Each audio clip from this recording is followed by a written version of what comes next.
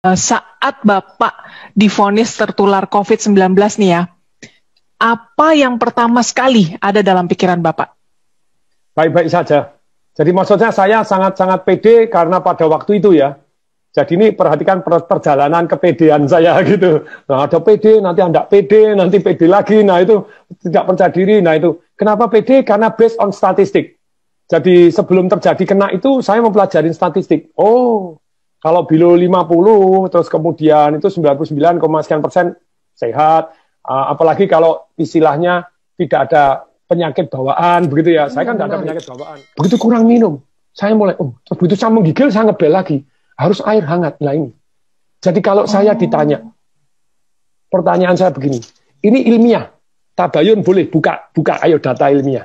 Kalau obat belum tentu, masih di dalam riset. PCO masih belum tentu. Minyak kayu putih katanya masih belum tentu semuanya. Tapi pertanyaan saya, obat ada efek negatifnya? Ada macam-macam. Ada. Tapi kalau air putih ada efek negatifnya? Ada kalau terlalu banyak. Terlalu banyak. Nah sekarang gini, berapa saya tanya sama teman-teman, berapa ukuran air putih?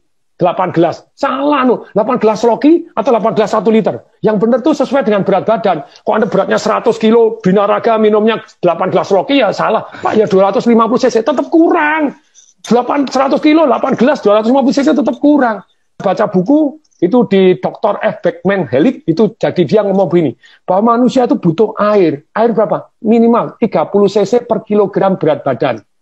Saya misalnya bobot 80 kilo dengan tinggi 183. Bukan 8 gelas, yang benar 2,4 liter, 30 cc kali kilogram per berat badan. Pertanyaan saya, betul nggak kalau kurang air, ayo para dokter, para ilmuwan, kalau kurang air 4% Anda lemes, kurang 7% Anda sakit. Ayo mari kita buka, cari data, cari buku boleh. Kurang 20% Anda mati. Dalam hidup ini semua boleh kurang 20%. Mati. Anda kurang 20% apapun boleh. Kurang protein, kurang kalsium, kurang oksigen 20% Anda masih hidup. Tapi kurang air 20%, you die. Pertanyaan saya, kenapa di rumah sakit tidak diwajibkan minum? Halo rumah sakit.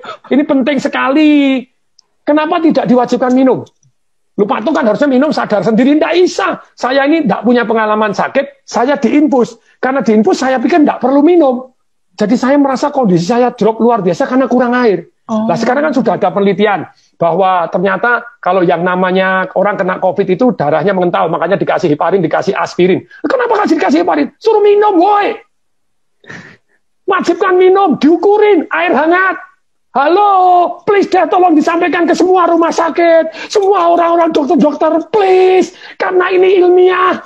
Anda bilang kalau PCO belum terbukti obat-obat, Actemra apakah pasti saya dikasih Actemra, satu suntian 12,9 juta. Ternyata saya baca, betul itu menurunkan inflamasi. Tetapi kalau Anda kena pneumonia, kena TBC, kena itu mati loh. Banyak yang itu ada penelitian tuh, dikasih 5, ada yang ini mati loh, ada yang bahaya. Makanya saya suruh tanda tangan tuh, if something happen. Nah kalau itu belum terbukti menyehatkan, kalau air terbukti kalau kurang mematikan, kenapa tidak diwajibkan minum? Hoi. Sorry, saya sangat-sangat emosional karena saya ngerasain tidak bisa bernapas seperti apa. Mestinya kan air toh, supaya airnya, aduh nih, jadi diwajibkan minum. Jadi wajib, diukurin, wajib minum, ayo minum sedikit, 100 cc air hangat, 100 cc air hangat. Kalau Anda tidak percaya, perhatikan, kalau Anda lagi demam panas, Anda minum air hangat langsung, Anda beres keringetan, diukur, langsung suhunya turun kok. Iya. Coba, kalau ini sudah terbukti menyembuhkan, kenapa kok tidak diwajibkan? Wajibkan, boy. Saya sangat-sangat gemes ini. Semoga ini jadi viral, tidak apa-apa. Jadi amin. Diwajibkan. Jadi jangan obat doang, jangan infus doang. Kok memang kurang, harus wajib dijamin. Sekian minum sudah belum, diukurin, diiniin, kasih air hangat. Nah kan tubuhnya jadi darahnya jadi mengalir lebih lancar. Terbukti. Wajibkan dong, minum. Lebih kemungkinan sehat lebih tinggi daripada Anda tidak perhatian terhadap mereka minum nggak. Ketika orang lemes, gini diinfus terus kemudian tidak minum, lah ya kasihan toh ya. Nanti dites darah tidak keluar dianggap darahnya mengental. Setelah mengental dikasih heparin, dikasih aspirin. Aduh, suruh minum. Wajib. Minum air putih hangat ya. Air putih hangat itu yang paling penting ya, Pak Atung ya. Dan ukurannya 30 cc per kilogram berat badan. Karena tadi kalau air terbukti penting, kenapa tidak diwajibkan minum air? Pernapasan penting, kenapa tidak diwajibkan? Jadi jangan hanya obat boleh, please deh. Sejauh Anda tahu boleh, tapi kalau air terbukti kurang mematikan, kenapa tidak diwajibkan minum air? Air hangat, hoi. Kalau air sudah terbukti ini, ya harus kasih deh. VCO sambil jalan, kenapa Anda? Itu Pak, itu masih mitos, belum terbukti. Loh, kalau belum terbukti, obat Anda apakah sudah pasti terbukti? Kalau obat sama-sama belum terbukti, ini efeknya lebih ringan. Dan kalau Anda percaya enggak, kalau Anda yang sakit, saya enggak memujikan Anda sakit, siapapun Anda yang sakit, apapun dilakukan loh.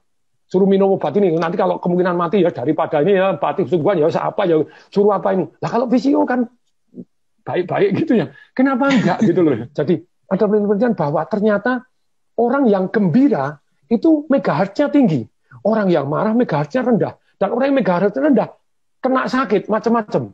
Jadi itu dokter penelitian, jadi orang-orang ternyata yang sakit itu gelombangnya beda dengan orang yang sehat. Nah kalau orangnya supaya gelombangnya naik, nah itu ada perasaan bersyukur, penuh harapan, terus kemudian juga nyanyi-nyanyi, itu nyanyinya tentu saja nyanyi yang gembira, nyanyi yang sedih-sedih gitu. Terus kemudian ketawa tanpa sebab. Sekarang hati yang gembira, boleh kok, ayo tabayun kepada saya buka-bukaan data gitu ya.